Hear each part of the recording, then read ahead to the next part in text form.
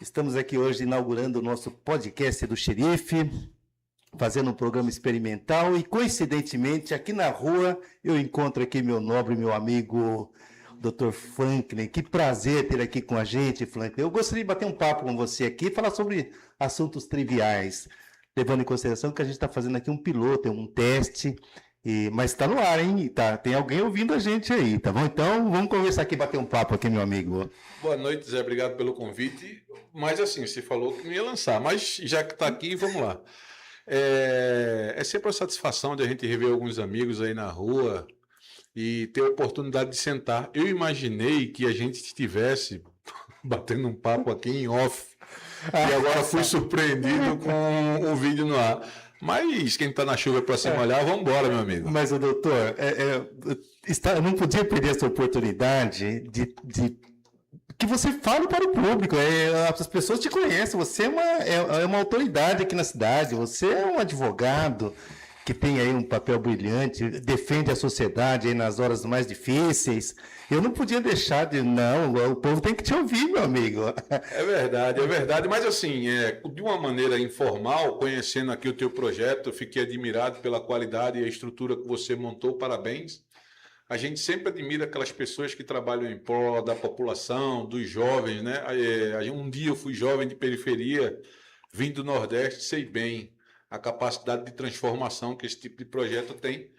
Além de bater um papo informal, falar de coisas triviais da vida, estamos aqui à disposição, meu irmão. Muito honrado em encontrar você, foi uma causalidade e você está aqui com a gente, porque a sua história, tenho certeza que vai espelhar muitas pessoas, principalmente os jovens que hoje estão... Os jovens estão sem futuro, viu, Franklin? Nós que já passamos aí, estamos amadurecidos pela vida, estudamos com muita dificuldade, eu imagino que para você não foi diferente, e hoje você é um doutor, é uma pessoa que está aqui, mas a sua história deve ser muito bonita. Eu gostaria que você falasse um pouquinho da sua vinda do Nordeste, fala para nós aí, conta para a gente, porque você pode ser espelho para muitas pessoas que vão te ouvir. Ah, Zé, é assim, como todo nordestino, né? Como toda luta começa naquela terra seca, terra apaixonante, terra de pessoas brilhantes, de gente corajosa. Cerca de 25 anos atrás, a gente vem para a Várzea Paulista, né? Vem estudar aqui na região, estudei na Anchieta, vem desenvolver aí nosso conhecimento. E assim, os primeiros anos os primeiros anos de adaptação. O clima, as pessoas, a cultura, aquele ritmo pegado de um povo trabalhador que é daqui da região. Então, assim, a gente fica muito feliz quando a gente vê que as pessoas querem o mesmo objetivo que você. Mas assim, a gente vem de uma infância simples, onde era tudo muito controlado, onde era tudo muito restrito. Então a gente veio adaptado com pouco. Chega aqui, a gente se deslumbra, tem uma oportunidade de estudar, de crescer, de ser alguém, né? E basicamente é isso. Abri meu primeiro escritório ali na Avenida Pacaembu, na zona norte aqui da cidade. A gente atendeu muitas pessoas que precisavam realmente de ajuda. A gente conseguiu muitas aposentadorias, grandes ações das Casas Bahia, grandes processos. E eu enveredei para essa esfera ainda um pouco mais profunda, que é a esfera criminal. É a esfera que eu tenho afinidade, que eu tenho... Até pela sua história de luta, né? De povo sofredor, injustiçado, né? Eu acho assim, eu acho que vai muito de quem absorve esse tipo de rótulo. Tá. Eu nunca me senti incapaz Sim, pela sim, minha sim. origem. A gente vai, cada um tem seu objetivo. Então eu acredito que depende muito das pessoas. A maneira que eu enxergo é que todo mundo tem oportunidade. Se não tem no lugar, você consegue se transportar e se reinventar onde você quiser. Então eu acho que não foi um impeditivo, eu acho que a força de vontade supera tudo. Sim, sim. E eu acho que não tive dificuldade nenhuma, porque eu tinha muito mais vontade do que qualquer limitação. Então, mas eu, Franklin, eu digo para você que, embora o meio nos faz, nos constrói, e a oportunidade ela é para todos, mas além de ter a oportunidade, a pessoa precisa de um incentivo também, né, Franklin? Porque às vezes a pessoa tem oportunidade, mas ela não sente ela não sente aquele desejo ardente, aquela vontade de pegar aquela oportunidade naquele momento. E a oportunidade é como onda na praia, passou, acabou, você aproveitou a sua e hoje você é doutor. Mas eu acho, quantos aí, te interrompendo, peço até desculpa por isso, eu acho que a vontade depende muito do que você tem como objetivo. Eu acho que isso sim. dificuldade todo mundo tem. Quem não nasceu em berço favorável, quem nasceu da simplicidade, tem meio que obrigação de virar o jogo. Então, assim, eu tinha isso muito definido, o que eu queria ser, eu sabia que eu precisava fazer alguma coisa para sair daquela posição. Mesmice, sair da... Então, a gente vem de uma geração dos anos 80, uma geração muito mais aguerrida, uma geração muito mais casca grossa, né?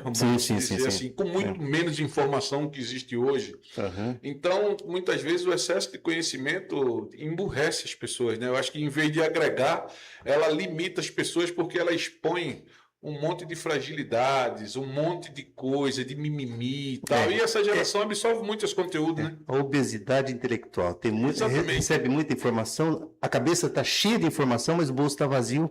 Exatamente. E assim, uma coisa que eu percebo é a maneira de que como as pessoas opinam. Tá. E sem contar, Franklin, que tem um ditado que diz, né? Não existe almoço de graça. Tudo é uma troca, né? O universo é próspero, é rico, mas você tem que... a árvore está lá e a sombra está lá, mas para você se beneficiar, você tem que ir até lá. Então, assim, a gente tem uma história parecida, você veio do Nordeste, eu vim do Paraná. E a gente está aqui, então eu acredito que as pessoas, pelo caminho, vão se encontrando. Eu até acho, sinceramente acho, Frank, que na vida, todos nós temos a nossa missão. E muitas vezes a gente não consegue completar a nossa missão sozinho. Nós precisamos de um ombro, de um apoio, de uma conversa. E essas pessoas estão prontas. Eu costumo comparar com um relacionamento. A pessoa nasce, cresce aqui, o outro nasce, cresce ali, de repente se conhece, juntos, se casa, faz família e toca uma vida juntos. Uns dão certo, outros não dão. Aí voltando para cá. Então, essa questão da oportunidade. Então, você aproveitou a sua, agarrou, não deve ter sido fácil, porque que pese a gente, muitas vezes, somos seres políticos, mas às vezes a gente não mistura muito assuntos políticos. Mas quando você fez faculdade, quando eu fiz faculdade de 83 a 87... Quando eu entrei na faculdade, não existia nada do governo. Você tinha faculdade particular e algumas faculdades públicas, que nem era universidade, era faculdade. A universidade era muito poucas, né? As faculdades se tornaram universidade no caminhar. Então, foi criado muitas condições para as pessoas estudarem. Então, hoje nós temos muita gente que estudou por conta das facilidades que encontraram, mas o preço a ser pago muito alto. Eu fiz faculdade com 2 empregos. Você sabe, eu trabalhava na área de saúde, trabalhei por 40 anos. Fui servidor público federal por 30 anos na Universidade Federal de São Paulo, onde eu me aposentei. Mas eu fiz a faculdade em 87, de 83 a 87, com 2 empregos. Então, eu precisava trabalhar num emprego só para pagar a faculdade. Então, isso é o preço que você paga, né? E para você não deve ter sido diferente, porque para ser um advogado e exercer a profissão... eu estudei Direito até o 4º ano, acho que eu não te contei isso aqui.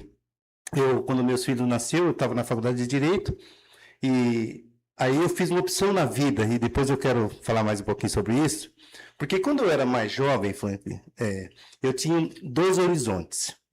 Se eu não morrer pelo caminho, eu vou ficar velho, e se eu ficar velho, eu vou precisar de uma boa aposentadoria, para não depender de ninguém. E se eu casar e tiver filhos, eu quero estudar meus filhos para que eles não dependam de mim, mas na velhice, se eu precisar deles, eles vão estar ali. São 2 coisas que eu segui ao longo da minha vida, e isso eu falo para todas as pessoas que eu tenho oportunidade de falar. Porque os filhos, eu sei que você tem uma filha linda, maravilhosa, e você pensa que ela é sua, mas não, a filha é para o mundo.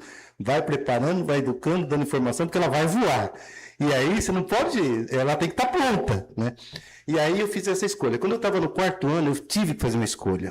Continuar investindo na educação dos meus filhos ou investir na minha formação. Mas eu já estava com 40, 30 e poucos anos já para frente, e claro que tinha todo um terreno para frente. Mas era muito caro estudar, era muito difícil. Então eu fiz a opção de estudar os meus filhos. E graças a Deus, nisso eu fui feliz. Os 2 estão bem, graças a Deus, estudaram também, você conhece, sabe da história, né? Mas aí voltando para você, como advogado, fala um pouco da advocacia, porque também tá um pouco prostituída as profissões hoje em dia, né, Na Franklin? realidade, Zé, a facilidade que você falou, a gente vem de uma época que era muito difícil estudar, você tinha que fazer realmente um verdadeiro sacrifício, fazer escolha. Sacrifício, A cara. gente se limitava, eu durante 4, 5 anos da minha vida, eu não tinha final de semana, eu trabalhava de domingo a domingo, não tinha lazer, jogava, eu batia uma peladinha, fazia um futebol às 11 horas da noite até meia-noite. Então isso era uma vez por semana, uma horinha de futebol, era o meu lazer que a gente tinha naquela época que estava estudando. E é assim, você vai ter que abrir mão de alguma coisa para obter o resultado em outra. Então eu acho que é muito daquilo que você quer. Hoje o mercado satura, a advocacia é uma profissão muito concorrida, todo ano as faculdades aqui da região despejam aí 200, 300 alunos formados, alunos que vêm para o mercado com muita sede, as pessoas com dificuldades financeiras de honrar com os honorários aí acabam pagando honorários mais baixos para os mais novos, porque eles estão em início de carreira e é automático, eu cobro mais barato para comprovar minha qualidade e acaba que o mercado satura. Então, assim, hoje eu trabalho muito mais remendando processos de novos advogados. Que começaram errado? Não é que começaram errado, é que a falta de experiência. A gente acaba fazendo esses remendos e dando continuidade aos processos do que propriamente clientes novos, né? Então, assim, hoje, muito menos atuante do que outrora, porque hoje eu desempenho um cargo aqui no município, né? Então, eu atuo mais em esferas de instâncias superiores, né? O Tribunal de Justiça de São Paulo, STJ, STF. Então, é o andar de cima, né, Franklin? Porque com o tempo a experiência vem e a gente vê que os mais jovens, eles conseguem lidar muito bem aqui embaixo e tem uma certa dificuldade para ingressar nas cortes superiores, até porque, e não por falta de qualidade, mas por falta do tato, que o tempo vai dar a ele esse manejo para que consiga fazer. Então, assim, é muito menos hoje atuante, a gente consegue fazer alguns recursos, alguns trabalhos a nível de tribunais superiores. Mas, assim, a advocacia é uma profissão que ela é extremamente apaixonante. Nobre, uma nobreza. Eu acho que é muito mais apaixonante, porque a nobreza hoje, a gente está num consenso do liame de judiciário, existe um conflito generalizado, onde as pessoas perderam um pouco a urbanidade. Por que te digo isso? Hoje nós temos dificuldade, às vezes, de despachar com juízes que se negam a receber advogado. A gente tem uma dificuldade quando a gente vai acompanhar um flagrante policial na delegacia. Então, assim, existe esse conflito, existe a falta de respeito de alguns, tá? Não é todo mundo, não. Sim. Tem as exceções. Tem as exceções e as pessoas, assim, para quem tem tempo de estrada, consegue manejar isso muito bem. Mas os mais jovens têm um pouco de dificuldade e acaba acolhendo esse desrespeito. A gente sempre procura seguir pelo caminho da retidão, da legislação, mas tem hora que a gente tem que falar firme, tem que pisar duro. Mas só fala firme e duro quem tem conhecimento. Se você não falar embasado na lei que te protege, então, as tuas palavras se voltam contra você mesmo. Por que eu digo isso para você, Frank? Porque quando eu estudava Direito Criminal, tive uma disciplina de Direito Criminal. E o meu professor era um professor catedrático, que foi delegado-geral de Polícia de São Paulo, Newton Fernandes. Você deve ter estudado o livro dele, Newton Fernandes, um grande professor.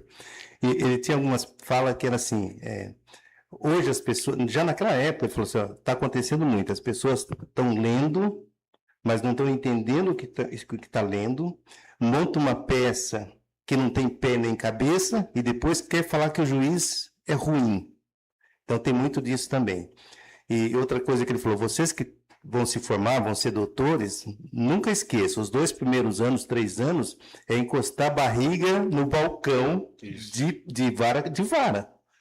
Porque depois de 2, 3 anos, você vai começar a entender. Então, fica vendo, a pessoa faz uma faculdade com muita dificuldade, ainda mais assim, as pessoas que não têm recurso têm que trabalhar, como era o meu caso, o seu caso, a gente trabalhar de dia para estudar de noite. Você já está cansado, está exausto, você vai para a faculdade, depois tem que ir para casa, tem que ler, tem que estudar. Então, é claro que o conhecimento assimilado, ele é um pouco menor daquelas pessoas que só se dedicam aos estudos, né? Então, no seu caso, por exemplo, apesar de sim, ter feito a faculdade também trabalhando e lutando muito, mas você tinha um objetivo, você tinha o sonho e você tinha o desejo de ser advogado. Então, problema não era problema para você, né? Pelo que a gente entende aqui. Hoje você se tornou um grande advogado por conta dessas questões aí, de você ter se dedicado, né? Eu acho que todo esforço, ele dá os frutos. Nós não podemos dizer que foi fácil. A gente se dedicou muito em momentos, isso é que eu falo sempre, enquanto estava todo mundo festejando, tomando cerveja, eu estava estudando. Estudando, ralando. Quando tinha feriados, eu estava me atualizando, eu estava preparando material de estudo para fazer as provas, então foi sempre muito dedicado. Mas assim, como tudo na vida, requer dedicação. Tá? Então, assim, eu não me considero um privilegiado, eu acho que é o caminho salutar, é o caminho que tem que ser seguido. Quem não nasceu, eu volto a dizer, quem não nasceu em berço de ouro vai ter que correr atrás. Vai ter que correr atrás. E tem que correr hoje e sempre, porque o que acontece? Hoje, eu vejo uma juventude muito mais inteligente que a nossa, com muito mais acesso à informação com mais facilidade, exatamente. Né? Essa hora aqui, eu me lembro no Nordeste, por volta de 7, 6h30 da noite, a gente estava brincando na rua e a mãe gritando para a gente tomar banho. A gente estava brincando de pique-esconde, brincadeira de criança, futebol, roda-peão, bolinha de gude. Então, assim, e depois a mãe chamava, a gente tomava banho, jantava e voltava para frente por segundo tempo. A gente ficava na frente de casa. Estava na frente de casa, estava tudo em casa. As mães reunidas com as vizinhas, com as pessoas, e a gente batendo aquele papo ali, participando com aquela roda de amigos. Mas eu acho assim, os tempos mudaram, a tecnologia hoje ela veio para agregar muito, para informar, para trazer conhecimento. Está arrasando, né? Mas de certa maneira ela consegue manipular pessoas. Deixa muito. Na superficialidade. Exatamente. Descer um pouquinho não encontra mais nada. Porque as pessoas, elas se espelham. Quando eu chego no Instagram, que eu olho outros advogados, todo mundo andando de Porsche, todo mundo de Ferrari, todo mundo de avião, aquela coisa linda. Eu disse, Deus amado. De onde vem isso? Então, aí me dá uma curiosidade, aí eu entro pelo nome do profissional, pelo número do AB e vou pesquisar para ver o que é que esse cara faz diferente que não dá. Aí, para minha surpresa, daqui a 6, 7 meses, está a Polícia Federal batendo na porta do indivíduo. E a gente está aí, olhando, eu digo, puta, aí o que ele fazia que é diferente do que eu faço. Então, assim, o trabalho, porque, veja só, quem trabalha na defesa, ele defende o ser humano. É a última instância, é o último grito, é o último suspiro, porque dali ele vai perder o bem mais precioso dele. Que é a liberdade. Que é a liberdade. Que eu considero até maior que a morte. Porque a morte, ela não te flagela. Te leva, acabou. Exatamente. Ela não te flagela, ela não te deixa numa condição de suprimir a tua liberdade. Uma coisa que, veja só, Deus deu a luz, o mundo, o ventre livre. E chega o homem que segrega o seu semelhante pelas condutas. Franklin, eu vejo muito falar em liberdade. Esse termo liberdade está muito em voga agora. Mas as pessoas estão falando em liberdade, elas não têm noção do que está falando. Elas não têm noção do que é liberdade. Mas o conhecimento é raso, Zé. Então, mas é exatamente por conta disso, porque as pessoas estão estudando. Franklin, está cheio de pessoas com certificado de diploma universitário na mão que não sabem escrever um texto, Franklin. Mas é a cultura, veja só. Da modernidade. Exatamente. A tecnologia, ela veio para facilitar a nossa vida. Então, quando eu tinha que escrever um texto, uma carta, chegava no final do ano, eu mandava cartão de Natal. Aí eu mandava para minha mãe, para os meus tios, para o meu avô. Vovô, eu te amo aqui do seu neto, Franco. E era do coração, verdadeiro. Exatamente. Então a gente escrevia. Hoje, eu mando um templatezinho, uma mensagem de WhatsApp pronta e tá lá. Aí eu recebo um joinha, recebo um coraçãozinho. Não tem mais conversa. Então, Ô pai, o senhor me empresta uma grana, não tem aquele arrodeio que a gente fazia de sentar na sala, ficar todo desconfiado, pro teu pai olhar para você e dizer, o que é que você quer? Fala logo. Então, hoje a gente manda um áudio pelo WhatsApp, diz, pai, tô precisando de R$50, manda para mim. E pronto, nem explica por quê. Exatamente. Para começar, nem dá benção, pai. Exato. Então, assim, antigamente a gente tinha toda aquela cerimônia. Mas eu acho também que, de toda sorte, a juventude de hoje ela é muito mais preparada psicologicamente pela quantidade de informação. Ela não é tão ingênua como a gente era. É raso, mas não é ingênuo. Isso, Hoje, por exemplo, hoje a gente tem dificuldade de pensar. Porque a máquina pensa para a gente. Está pensando para a gente. Exatamente. Hoje eu estou com... eu não sei a constituição desse produto. Qual é a constituição do produto tal? Vem mastigado para você. Isso, o efeito disso, fez tal, a mistura desse produto. Então, assim, chega tudo. Vou fazer uma prova. Tem aplicativos que te dão um resumo. Você pega a matéria de um ano, você resume em tu consegue fazer uma prova e passar. Franklin, quantas vezes, Franklin, eu ficava na fila na biblioteca para pegar o livro emprestado, para levar para casa para estudar, com dia e hora marcada para devolver, e muitas vezes não tinha aquele livro porque o aluno da frente pegou. Isso. E você tinha prova na semana que vem. Eu passei por isso. E a gente não tinha, Franklin, como buscar em outro lugar.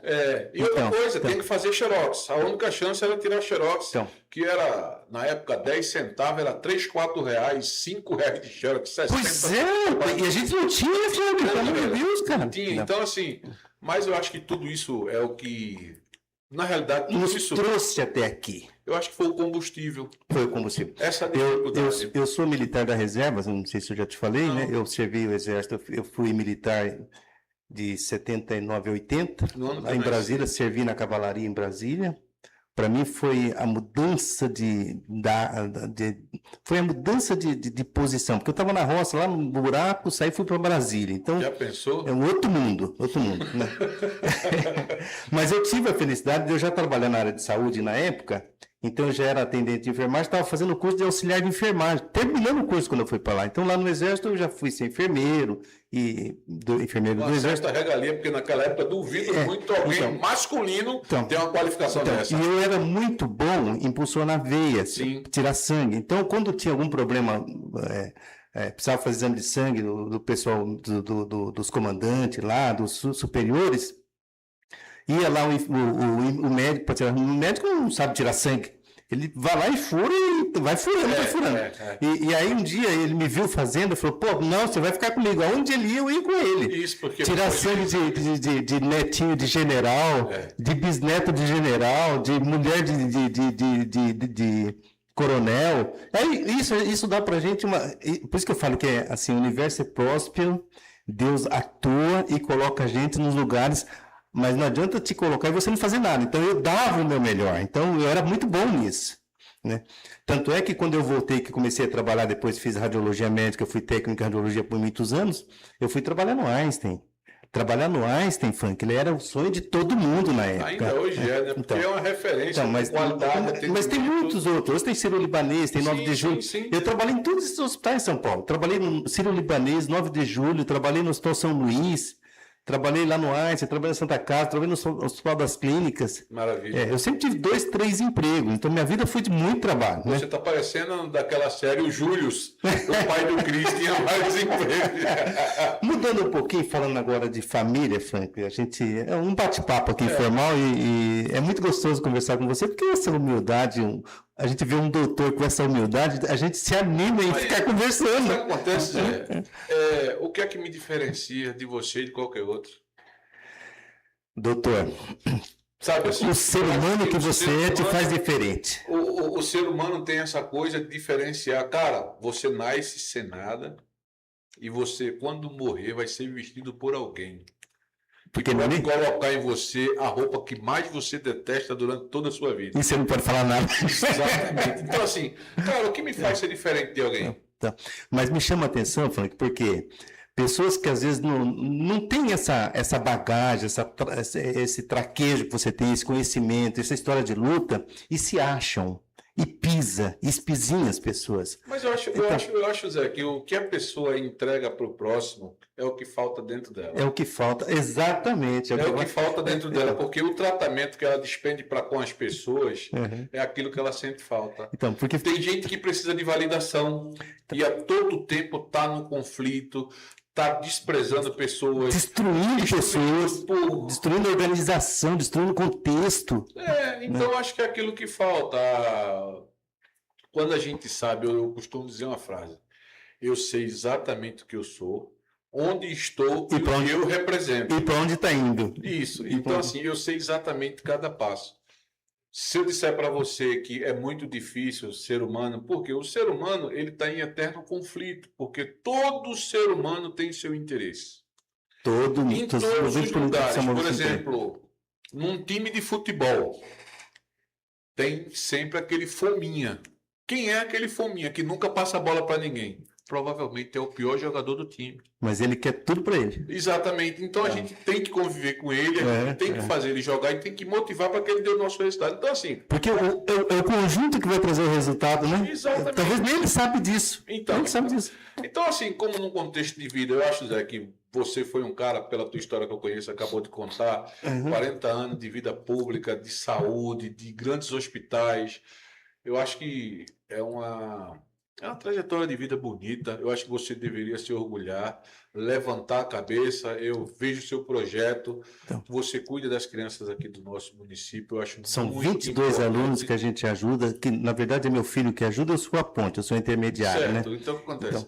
Eu acho isso muito importante. Isso vai trazer frutos para você, porque veja só, em determinado momento, uma pessoa acreditou em mim, que eu tinha a capacidade de chegar onde eu cheguei. Porque se todo mundo duvidasse de mim, eu não conseguiria chegar, porque ninguém ia me dar a oportunidade de vir para cá. O que a gente falou no começo aqui? Isso, a oportunidade ela existe, mas se não tiver um empurrãozinho, alguém que ajuda, às vezes você não pega ela. Concordo nesse sentido, mas assim... Foi nesse sentido que eu falei. Até te interpretei, mas eu falei que depende muito da personalidade e da caminhada só. Eu acho assim, a vida está aí para ser vivida. Dificuldade, todo dia tem. Agora, olha, quando você se sentir cabisbaixo, quando você se sentir triste, olha para o céu. O sol está lá em cima, todo santo dia, sem falhar. Ele está lá. Independente de quem nasceu, quem morreu, quem está com dor de cabeça, quem está com mal-estar, internado, vivo, o sol está lá. Isso é a grande prova que Deus está todo dia olhando por nós. Nessa figura. Então, assim, se ele entrega e nos dá o sopro divino, todo santo dia a gente tem que agradecer e correr atrás. Vai ter o dia que vai estar triste, vou ter o dia que está mais cansado, vou ter o dia que não está bem. E de alguma forma devolver isso para o semelhante, né? Isso, assim que possível. O que acontece hoje é que a gente sofre de um sentimento chamado ingratidão. Ingratidão, isso é duro. E fico triste em te dizer que provavelmente a pessoa que você mais ajudou, ela vai ser a mais ingrata, porque ela vai dizer que não pediu nada a você e você fez porque você quis. Bem assim, bem assim. Eu cansei de ouvir isso, meu amigo. Então, assim, quando a gente vê esse tipo de pessoa com esse comportamento, essa pessoa precisa levar um choque de realidade da vida. Então, Franklin, eu fui professor na Faculdade de São Camilo, lá em São Paulo, por 3 anos. Dei aula por 3 anos. Eu dava uma disciplina de administração hospitalar. E aí passou vários tempos e eu dava aula para cursos técnicos, na área de radiologia, de enfermagem e de fisioterapia, né? E eu dava aula e daí passou um tempo, uns 15 anos depois, eu encontro uma pessoa no metrô. Ô, professor, que prazer te ver, tal, não sei, um cara que tinha sido meu aluno, sabe? Passou. Pô, que bom te encontrar, tal. Então, assim, no coração de algumas pessoas você planta a gratidão. Não, sim, eu acredito que o bem que se faz, você recebe de volta. Então. Agora, mas faça sem olhar quem e sem esperar nada. Então, porque o que acontece, Zé? Vejo você, trilhou essa... Hoje você poderia estar consertado, você tem sua aposentadoria federal, sua aposentadoria estadual, e hoje está aqui Tô ajudando desenvolvendo um projeto, com um sonho, e muitas vezes criticado. muitas vezes criticado. Às vezes. Mas as pessoas criticam sem saber o que a gente está fazendo, Frank. Que ingratidão das pessoas, meu amigo. Mas Zé, faz parte do jogo Faz e tá parte. tudo bem. E tá tudo bem. Porque hoje, cada um quer que chegue até ele com o mínimo de esforço possível e que o resultado seja gigante. Ó, eu vou contar a história para você rapidinho aqui pra gente. Depois eu quero saber um pouco da sua. Eu sei que você tem aí um bebê maravilhoso que está crescendo e que está te dando muitas alegrias. Já volto nesse ponto aí. Como falei para você, eu tenho 2 filhos e minha filha, desde 6 anos, sempre se dedicando aos estudos, muito. Ela sempre gostou da área de exata, estudou no Objetivo desde pequenininha até chegar na faculdade. Tua filha trabalha nos Estados Unidos numa grande empresa lá, Né? né? Então, minha filha, ela passou na USP e passou na Federal do Rio e ela queria ser auditora. E hoje ela é auditora internacional. Ela queria ser auditora e então a Universidade do Rio de Janeiro, Frank, era mais conceituada. Nesse quesito, sim. E ela pegou o ônibus, foi lá, com 17 anos, foi lá, fez a matrícula e voltou no outro dia cedo e falou, olha, eu quero fazer isso, mas isso depende de vocês. Falei, filha, você fez o que precisava ser feito, agora o que você precisar nós fazemos. E aí foi, tal, não sei o quê, papapá. Como ela fez inglês desde os 6 anos, na cultura inglesa, desde os 6 anos, eu recomendo para todos os pais, coloca seus filhos em inglês, porque o inglês abre porta para o mundo, né? Aí ela começou a fazer tradução de inglês para professores, para não sei o quê, papapá. Enfim, antes de terminar a faculdade, já estava trabalhando numa empresa americana, que é a sede em Los Angeles, e ela trabalhava aqui em São Paulo. Viajou para o mundo inteiro e tal, não sei o quê. Depois foi para os Estados Unidos para ficar 6 meses, virou 2 anos, efetivou, está lá, faz 8 anos que está morando lá em Los Angeles. Que bom, que história boa. Eu tenho minha princesa, a Laurinha. Tá que é uma coisa muito linda. Para mim, eu acho que com a idade que eu tenho hoje, foi um grande presente, Zé. De ver, de ser agraciado com essa criança, me fez rever alguns conceitos. Tá vendo? Exatamente isso. Deus dá a coisa na hora certa pra gente. Me fez rever alguns conceitos, me fez repensar algumas coisas e eu acho que a maturidade assim, me fez economizar energia. O desperdício com coisas banais. Fúteis. Porque para mim a gente dá um certo valor e quando ela nasce, ela pega e transforma aquilo em simplicidade. Olha, isso aqui já não tem tanta importância, isso já não tem algumas, e a gente entende o que é a vida de verdade. Então, assim, eu estou muito feliz. Ela recebe todo o carinho possível, meu e da mãe, e a gente tenta nos doar o máximo possível, mas assim, dá mais sede da gente conquistar. Por ela, agora é por ela. Exatamente, de a gente conquistar, da gente crescer. Eu tenho vontade de estudar mais, eu trabalho, me dá vontade, às vezes ela está dormindo no domingo, eu estou trabalhando, estou estudando para ter uma oportunidade melhor, para ter uma possibilidade melhor por ela. Então, assim, acaba que a gente se esforça e dá aquela energia, aquele boom, né? aquele up, né? Exatamente. De então, vontade, assim, desejo de fazer as coisas. Isso. A gente tem essa vontade. Eu sou muito feliz. E eu vou falar para você, é a renovação do ser humano. É o milagre, é você ver nascer, você ver crescer, poder educar, preparar para o mundo e aquilo que você falou, soltar para voar. Desde que tenha uma boa estrutura. A gente costuma falar muito que as escolas não estão ensinando, não estão educando. A escola não tem obrigação de educar. Quem educa são os pais. A escola da formação. A educação você traz de casa, do berço. E a escola dá a formação que complementa. Então, falando disso, eu sempre me dediquei muito à educação dos meus filhos. Muito. Tanto é que, né, meu filho, quando terminou, que foi para o ensino médio, a gente estava sufocado. Ele foi para uma escola pública. Ele fez 3 anos em escola pública, o ensino médio inteiro.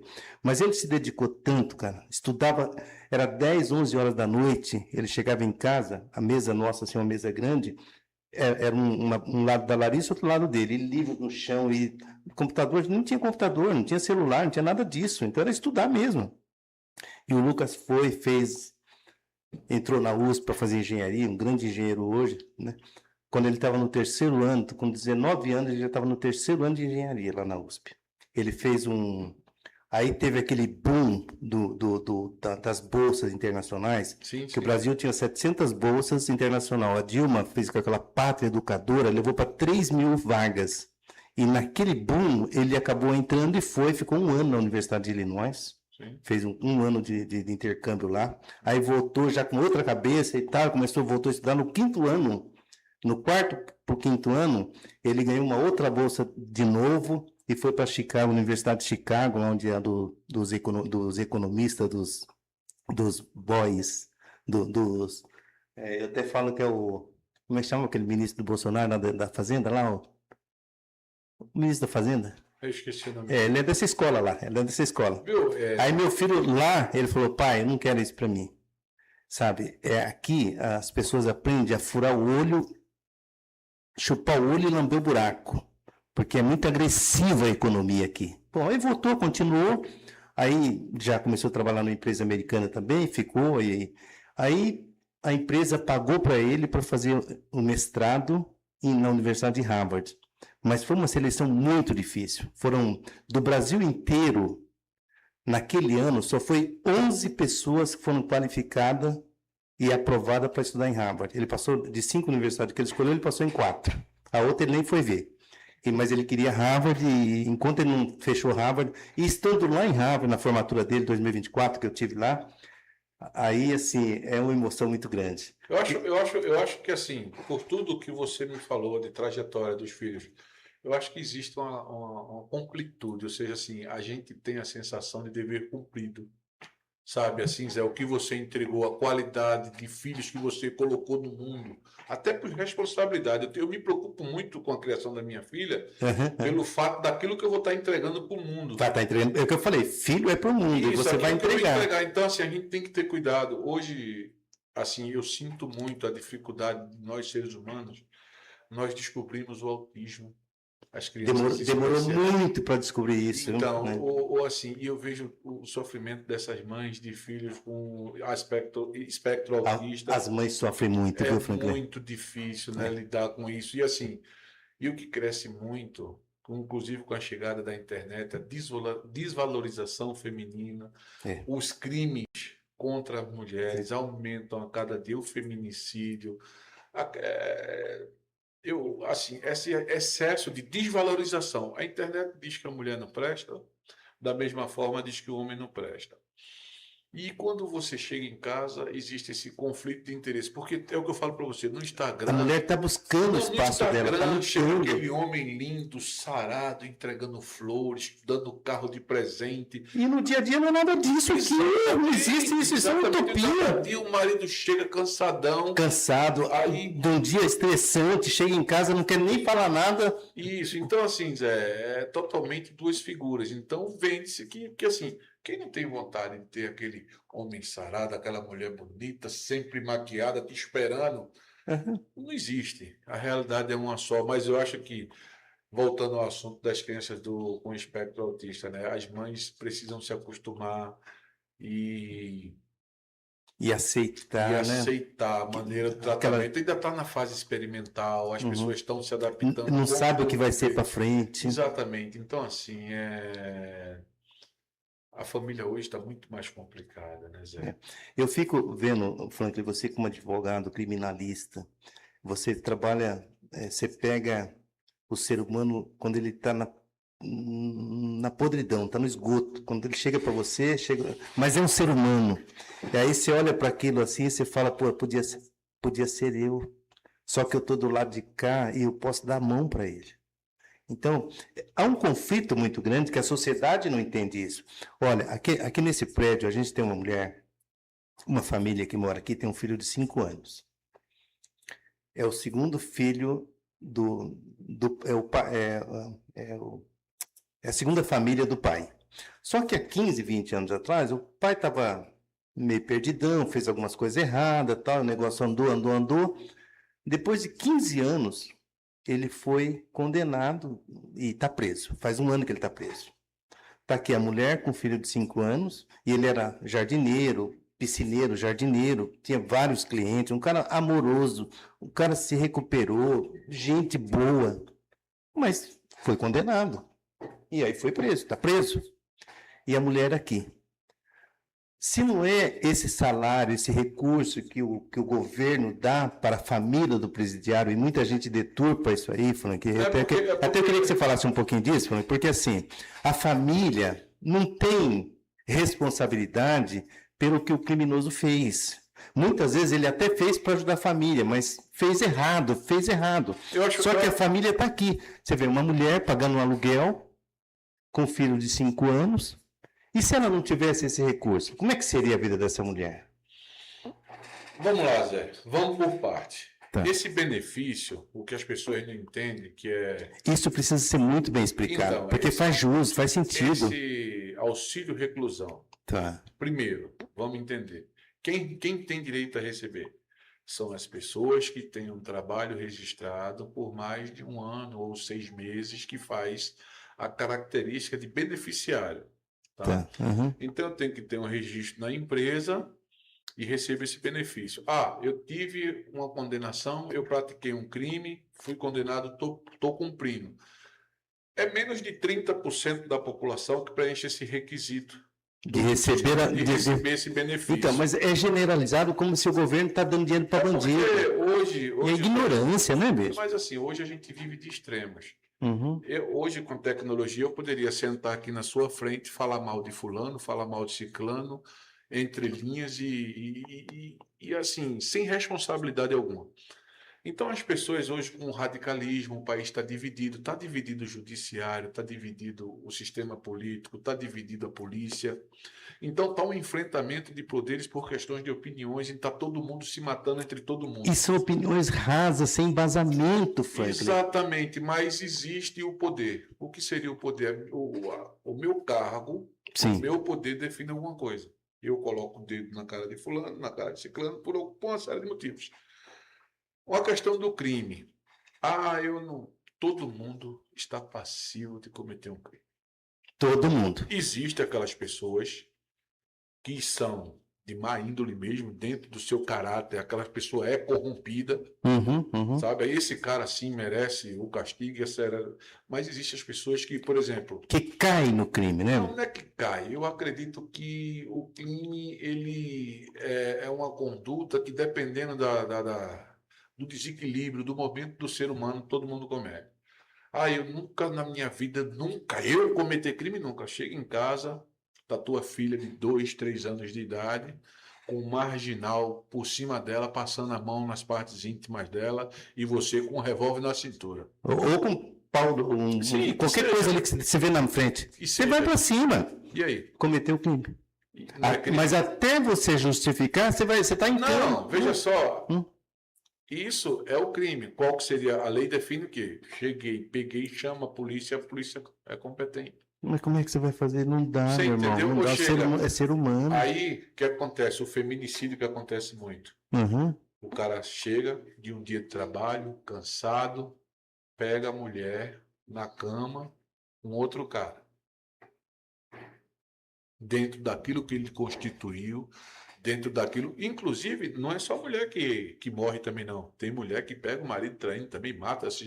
É muito equilibrado essa estatística. Agora, então, lógico, pouca gente sabe disso, né, Franklin? É bom você falar, porque você como profissional falando, as pessoas vão te dar atenção. Existe também mulheres que cometem crime também, só que ela não tem a divulgação que tem a do homem. Mas, assim, é necessário esse destaque para a mulher, para que exista o respeito. Porque o que acontece? Há gerações atrás, a mulher era tratada como um objeto masculino.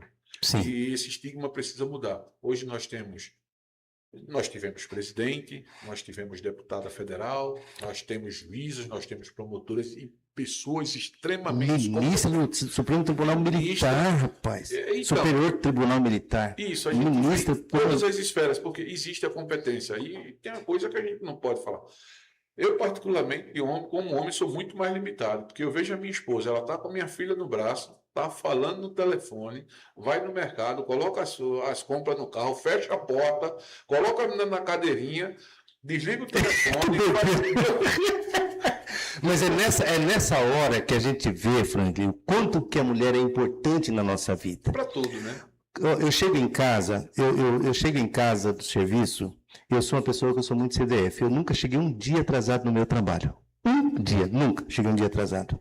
Nunca faltei um dia no trabalho. Eu chego em casa, a casa limpinha, comida quentinha, a roupa cheirosa. Cara, eu falo, pô, glória a Deus por Mas isso. assim, para a figura masculina, hoje nesse conflito de gerações, isso é o que o homem espera, tá? É o simples. Aí, às vezes, a mulher também hoje vai para o mercado, vai trabalhar. Quando eu digo mercado, é o mercado de trabalho. Mercado de trabalho. Ela passa o dia trabalhando, ela passa o dia lutando, defendendo lá, junto com o marido. Então, assim. E muitas vezes ganhando menos, né, Franklin? Então, essa discriminação ainda ocorre bastante. Ocorre muito. Sem chance de qualificação para equiparação, tanto quanto o homem. Então, assim, uma série de fatores realmente precisa esse destaque. Então, assim, eu acho que a sociedade está acordando, o governo, os governos em si, quando eu falo assim, o mundo está olhando mais para essa situação feminina, está dando o verdadeiro valor. Eu acho que o judiciário é bem atuante quanto a isso.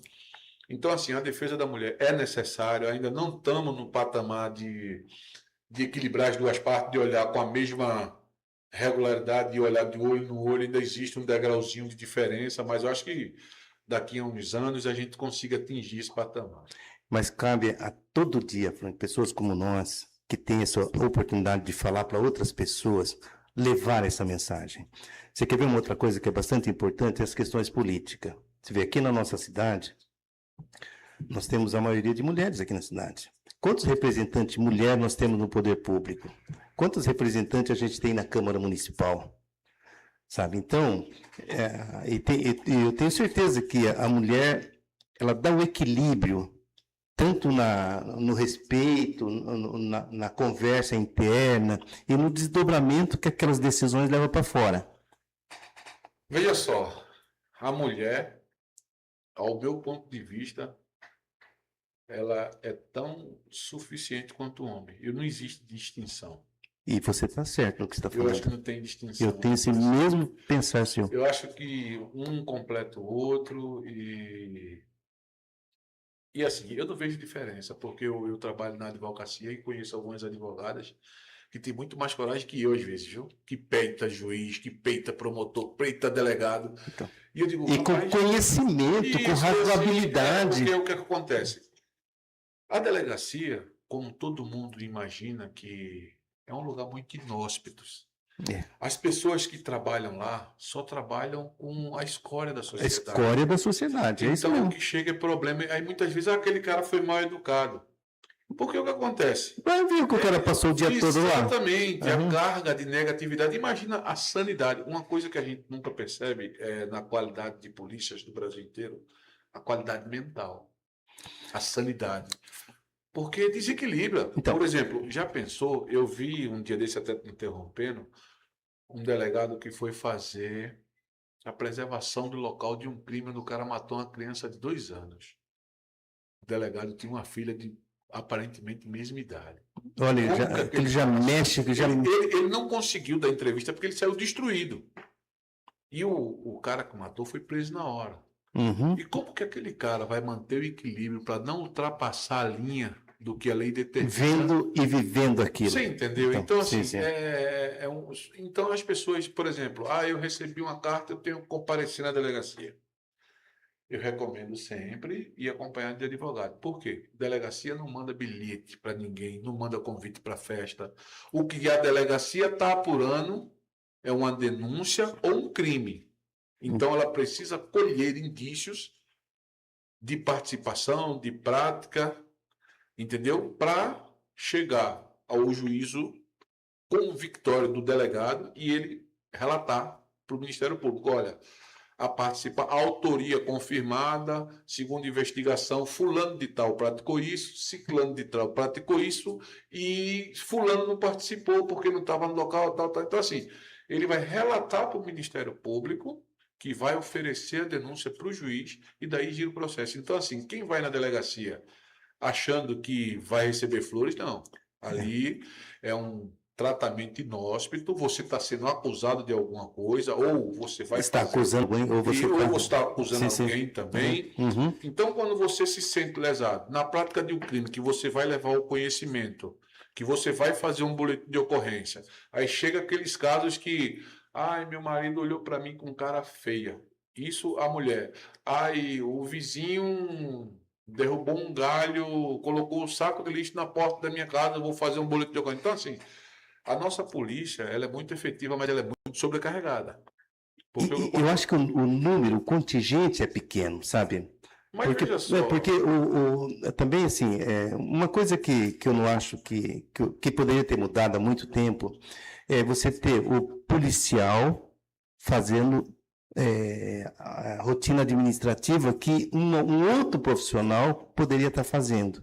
Às vezes até com mais desenvoltura, às vezes até com mais eficiência, concordo. e o policial ficar para fazer ações de polícia mesmo, né? Não, mas assim, o policial em si, o trabalho dele, porque o que acontece? O trabalho do policial tem um campo administrativo, porque, por exemplo, um investigador, ele recebe uma ordem de serviço, vai a campo, faz as pesquisas, faz todo o trabalho, e quem solicitou muitas vezes é o delegado. E para o delegado, ele recebe o relatório daquela ordem de serviço, que vai basear a decisão, a informação, onde o delegado vai relatar a complexidade do assunto e assim. Encaminhar. E esse mesmo policial que faz esse trabalho investigatório é o cara que vai cumprir mandado de prisão, é o cara que vai cumprir mandado de busca e apreensão, ou seja... E muitas vezes lugares completamente escampados, inóspitos. Né? O cara recebe, o policial nosso brasileiro, eu acredito que no mundo não tem uns caras com tamanha coragem. Então, eu falo para você, Frank, eu sempre trabalhei em pronto-socorro. Então, trabalhei em pronto-socorro de hospital público muitos anos. Então, a gente que trabalha ali é uma sobrecarga muito grande. E aí vem um paciente, um cliente, com 4, 5, 6 familiares. E os familiares sempre acham que o doente dele é mais especial que o doente dos outros. Aí chega, já quer atropelar, já acha que está demorando, quer passar na frente, cria uma confusão. Mas a gente absorve aquilo e vai para casa com aquilo. Então, eu digo para você, eu entendo essa situação, mas as pessoas não entendem a sobrecarga que isso traz para o profissional de saúde.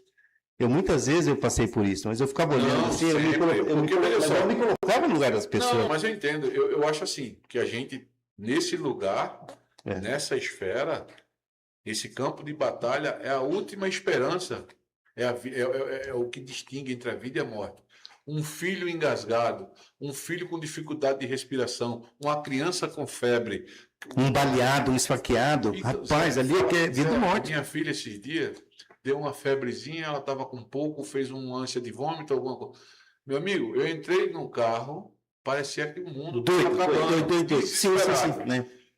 E por sorte, tinha um pediatra já experiente, disse, pai, calma, que daqui agora é comigo. Exatamente, agora é comigo, eu vou cuidar dela, ela vai ficar bem, fique em paz. Uhum. E daqui a pouco ele trouxe a menina sorrindo, tal, deu um banho. Então, assim, isso fortalece e faz a gente confiar. Uhum. Mas eu acho assim, que... analisando os aspectos, a dor humana é muito gente. Para tudo. Então, assim, você quer prioridade em tudo. Você não se autocritica o seu estado de necessidade. A gente precisa evoluir muito nesse quesito. No governo, lá em São Paulo, eu fui servidor público da Prefeitura de São Paulo, do governo do Estado, do governo federal e da Prefeitura de Itapecerica da Serra, que é uma cidade que tem perto lá de... Sei. Né? E eu trabalhei 2 anos no pronto-socorro de periferia, no Jardim Jacira, lá em São Paulo, que é um lugar extremamente violento. Tá? Mas eu, estando no Hospital São Paulo, eu convivia muito com isso, que chegava... Né? Mas teve uma época que marcou muito para mim. Eu trabalhei no pronto-socorro no Hospital do Jabaquara, no governo da Irondina. A Irondina era prefeita. A Irondina pegou aquele hospital que estava lá, era um hospital que foi feito para queimados, uma puta de uma estrutura, mas que não funcionava. O que ela fez? Ela pegou e fez aquilo um pronto-socorro de ortopedia, para a região da Zona Sul, fundão da Zona Sul. Franklin fazia fila de maca para entrar no raio-x. Tinha 3 máquinas de raio-x, normalmente tinha 2 quebradas. Porque no serviço público tem isso, você não pode consertar na hora que você quer, tem todo um processo. Sim, e às vezes a máquina quebra, enquanto não via a pessoa responsável, você não pode fazer nada. Você não pode trocar um fusível, porque se você trocar um fusível, perde a garantia da máquina. Aí fica a máquina parada e aquele sobrecarregando, você vê aquele sofrimento, cara. Então, assim, a gente conviver com isso, Frank, é um Deus me acuda. É porque, na realidade, é o ser humano in natura, né? Ali é o ser humano in natura. E porque a gente vive tudo hoje é um faz de contas, Uhum. Hoje eu trato bem as pessoas por cordialidade, até por princípio a gente trata bem, mas hoje as pessoas se aproximam com certo interesse. Ô, Frank, e quando é com a gente, dói muito. É aí que você vê a dor dos outros, né? Isso. Mas, meu amigo, a gente começa a conversar aqui. Mas é tão bom conversar com você. Ô, Frank, eu gostaria muito. Você vê, nós estamos aqui fazendo um teste, a gente está aqui testando equipamentos, né? Mas a conversa fica tão doce que não dá vontade de parar mais, né? Mas eu gostaria que você viesse mais vezes para conversar, para a gente dar continuidade nesse assunto. Porque, Franklin, essas informações que você está trazendo, ela é fundamental para as famílias. Nós estamos numa cidade aqui de 120 mil habitantes, e se isso chega para mais pessoas, porque nós temos um papel importante, conscientizar as pessoas. Eu falei para você, eu sou servidor, trabalho aqui, Franklin, pouca gente sabe, mas 100% do meu salário que eu ganhei voltou para esse projeto que a gente faz. Então, assim, eu invisto muito nesse projeto. Você vê, todo esse projeto que a gente tem aqui, eu banco tudo isso aqui sozinho, cara. Sozinho, não tem ajuda de ninguém.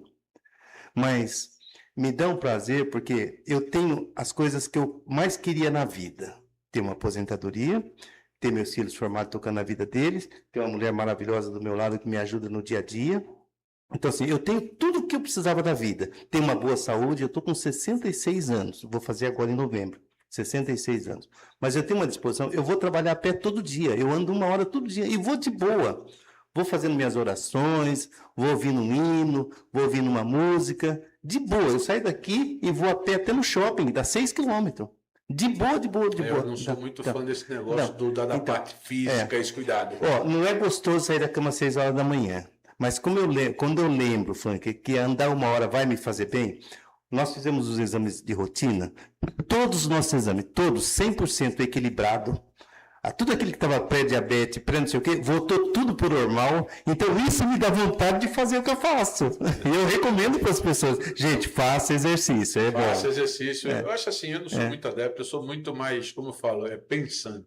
Eu sou aquele cara que dedica muito tempo a estar sentado numa cadeira, lendo um livro, achando uma oportunidade, tentando fazer o jogo virar, porque é uma luta constante. É uma luta constante. Eu vou sanar, resolver aquele caso daquela pessoa que está precisando do seu conhecimento, do seu intelecto. E às vezes a coisa não dá saída, não tem. Você não vê, você não encontra caminho, né, Frank? Então, está muito redondo, aonde que eu vou me apegar, como que eu vou contestar um laudo técnico. Então, assim, aí eu prefiro pensar mais, porque aí eu consigo achar esse tipo de solução. Não sou muito adepto, sou adepto da cerveja e da carne. Oh, coisa boa! Mas faz um pouquinho de exercício que vai te fazer bem, viu, meu amigo? Eu vou tentar por causa da Laurinha. Eu emagreci 8 quilos, andando nessas andanças aí. Então eu peso 8 quilos a menos. Cara, quando eu soube na balança, que prazer que dá, viu? Eu ainda não tenho prazer, não. Mas, amigo, eu agradeço a oportunidade, que seu projeto seja vitorioso, que Deus se cubra com toda a misericórdia, que você vá muito tempo para frente. Amém, gratidão. Então, amigo, eu quero contar com você mais vezes aqui, hein? Beleza. Isso aí você me pegou de surpresa hoje, eu estava esperando, mas olha, ver como é que é a máquina. Que prazer, meu amigo, que prazer. Que prazer. Fechado, garoto? É nóis.